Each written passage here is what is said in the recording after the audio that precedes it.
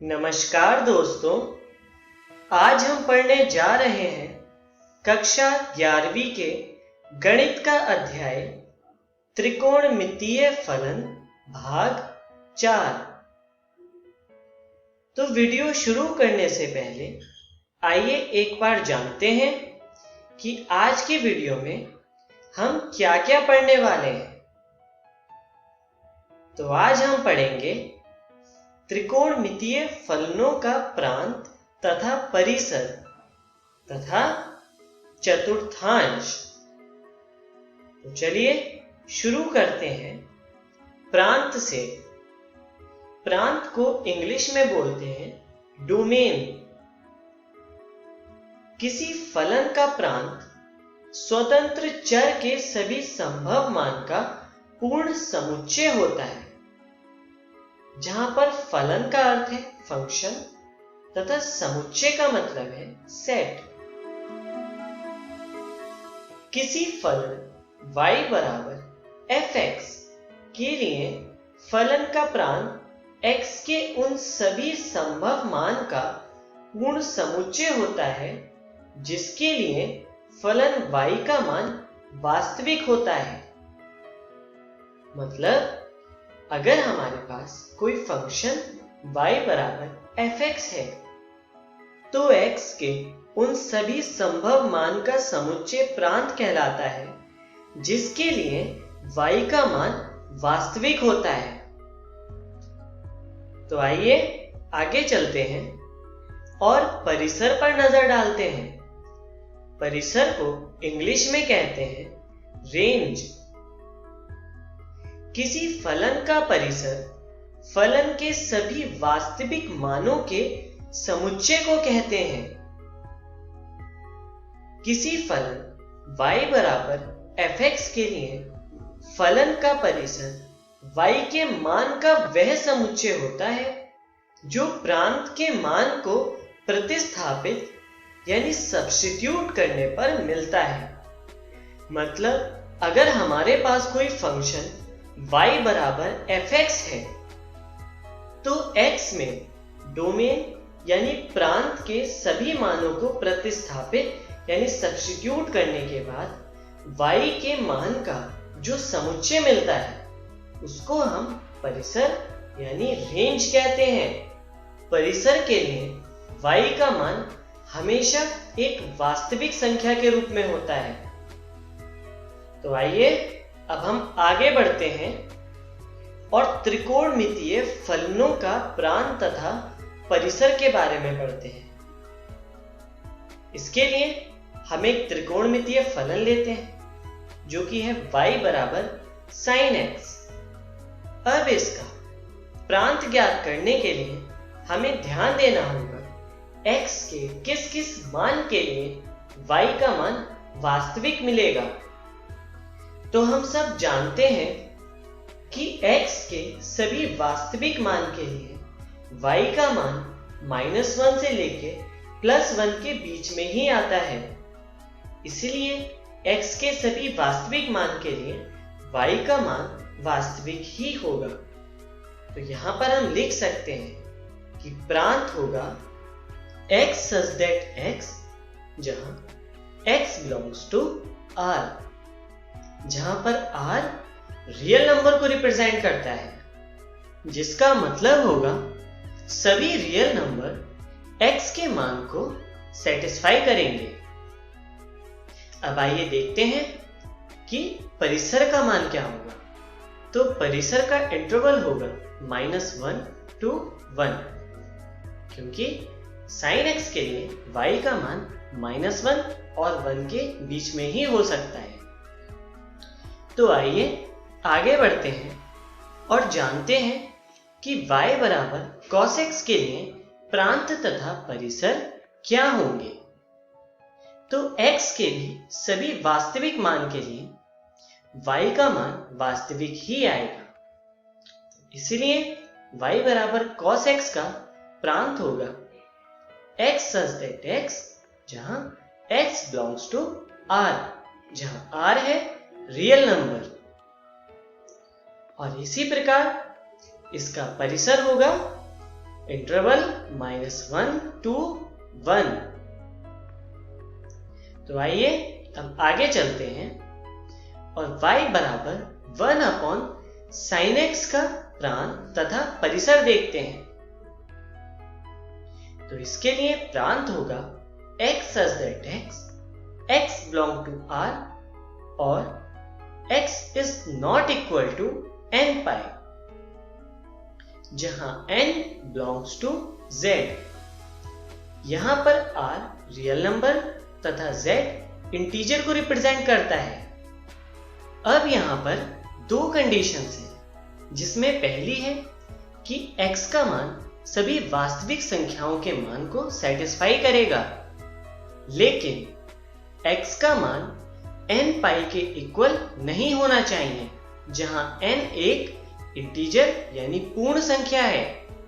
क्योंकि अगर x का मान पाई, 2 पाई, 3 पाई या 4 पाई आदि होगा तो y का मान इनफाइनाइट यानी अनंत हो जाएगा। इसलिए x का मान n पाई के इक्वल नहीं ले सकते हैं। तो आइए देखते हैं इसका परिसर क्या होगा।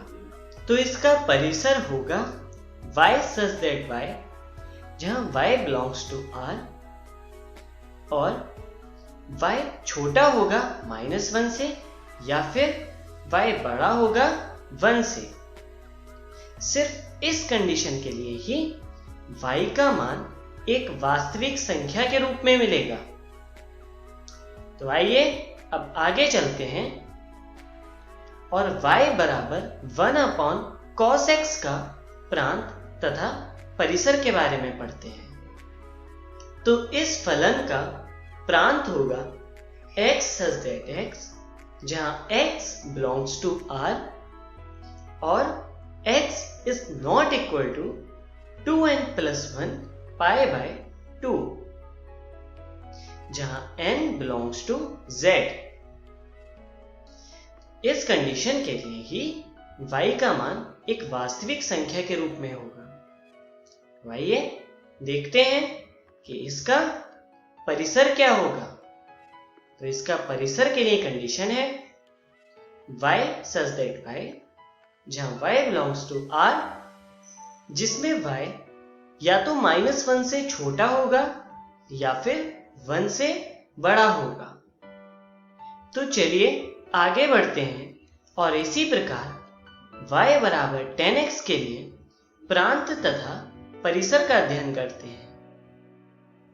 तो इसके लिए प्रांत होगा x such that x belongs to R और x is not equal to 2n plus 1 into pi by 2, जहां पर n belongs to z। और इसका परिसर होगा y such that y, जहां y belongs to R। तो आइए अब हम आगे बढ़ते हैं और इसी प्रकार y बराबर cot x का प्रांत तथा परिसर देखते हैं। तो y बराबर cot x के लिए प्रांत होगा x such that x, जहां x belongs to R और यहां पर x बराबर नहीं होगा n पाई के, जहां पर n belongs to z, यानी n एक पूर्ण संख्या है। तो आइए इसका परिसर देखते हैं। तो इसका परिसर होगा y such that y, जहां y belongs to R। तो आइए अब हम आगे बढ़ते हैं और चतुर्थांश के बारे में पढ़ते हैं। तो इसके लिए हम एक त्रिकोणमितीय फलन लेते हैं जो कि है y बराबर sin x। अब हम इस फलन के लिए चतुर्थांश का अध्ययन करेंगे। तो इसके लिए हम एक ग्राफ लेते हैं जो इस प्रकार है, जिसके एक्सिस यानी अक्ष इस प्रकार है। यह है x, यहां पर है अक्ष -x तथा यहां पर है अक्ष y तथा इसके विपरीत है अक्ष -y। तो यहां पर हम 0 डिग्री से 90 डिग्री के बीच की रेंज को इस तरह लिखते हैं, जो कि होता है पहला चतुर्थांश। इसी प्रकार 90 डिग्री से 180 डिग्री के बीच होता है दूसरा चतुर्थांश, और 180 डिग्री से 270 डिग्री के बीच होता है तीसरा चतुर्थांश, और इसी प्रकार 270 डिग्री से लेकर 360 डिग्री के बीच होता है चौथा चतुर्थांश। अब y बराबर sin x के लिए पहले चतुर्थांश में मान होता है 0 से 1 के बीच में, और दूसरे चतुर्थांश में मान होता है 1 से 0 के बीच में। इसी तरह तीसरे चतुर्थांश में मान होता है 0 से -1 के बीच में, और चौथे चतुर्थांश में मान होता है -1 से 0 के बीच में। तो आइए इससे रिलेट करके हम y बराबर sin x का ग्राफ देखते हैं। y बराबर sin x के ग्राफ के लिए सबसे पहले हम अक्ष बना लेते हैं, जिसका मूल बिंदु इस प्रकार है। अब इस पर हम डिवीजन करते हैं, जो कि इस प्रकार है, जिसमें क्षैतिज अक्ष पर डिवीजन इस तरह से है, जिनके मान है pi minus pi, 2 pi minus 2 पाई तथा 3 पाई और -3 पाई, तथा ऊर्ध्वाधर अक्ष पर इस प्रकार है, क्योंकि है 1 और -1। तो इनके लिए y बराबर sin x का ग्राफ कुछ इस प्रकार होगा, जिसका मान x बराबर 0 के लिए 0 है तथा x बराबर π/2 के लिए 1 है। तो आइए अब आगे चलते हैं और y बराबर cos x के लिए चतुर्थांश को समझते हैं, जिसके लिए हम सबसे पहले अक्ष बना लेते हैं, जिसका नाम है y माइनस x और माइनस y, और जिनके चतुर्थांश इस प्रकार हैं। अब यहां पर प्रथम चतुर्थांश में y बराबर cos x का मान होता है 1 से 0 के बीच, द्वितीय चतुर्थांश में होता है 0 से -1 के बीच, इसी प्रकार तीसरे चतुर्थांश में -1 से 0 तथा चौथे चतुर्थांश में 1 से 0 के बीच होता है।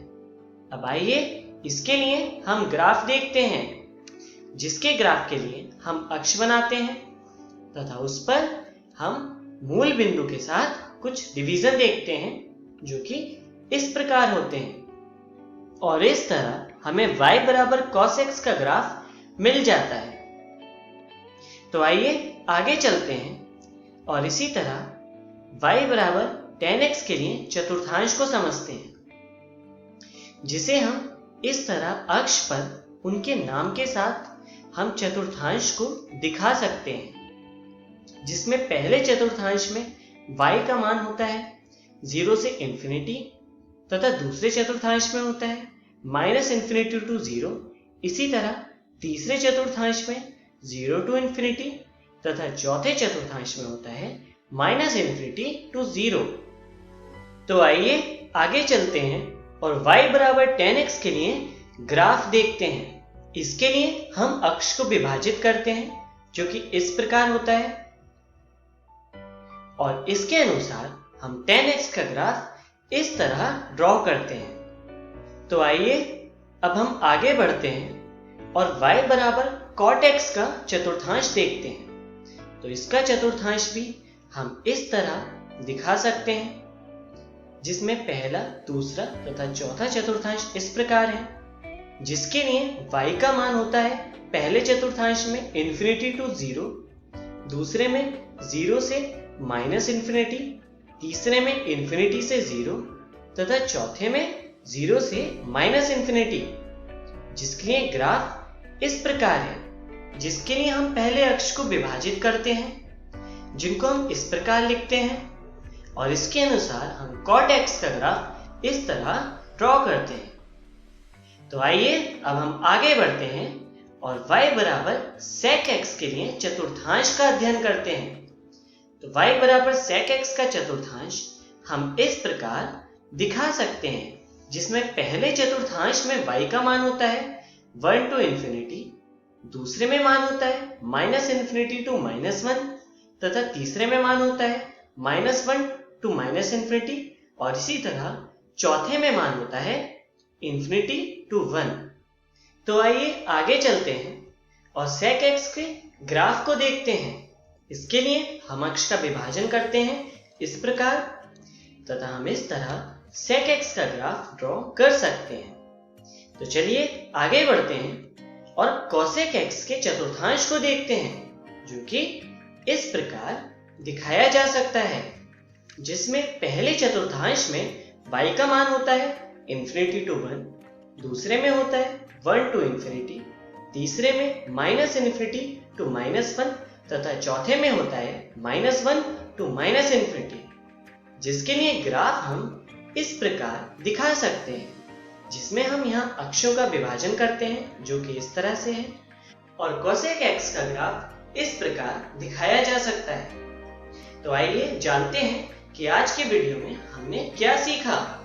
तो आज हमने पढ़ा त्रिकोणमितीय फलनों का प्रांत तथा परिसर तथा चतुर्थांश व ग्राफ। अगले वीडियो में हम पढ़ेंगे त्रिकोणमितीय सर्वसमीकरण। धन्यवाद।